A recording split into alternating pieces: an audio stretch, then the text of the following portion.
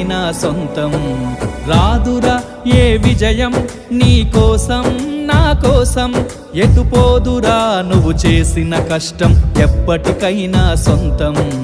కాలంతో పయనించేవాడికి కానిది ఏముంది, సాధనతోనే సాధ్యమవ్వునని సదాశయంతో సాగర ముందుకు. రాదురా ఏ విజయం నీ కోసం నా కోసం, ఎటుపోదురా నువ్వు చేసిన కష్టం ఎప్పటికైనా సొంతం.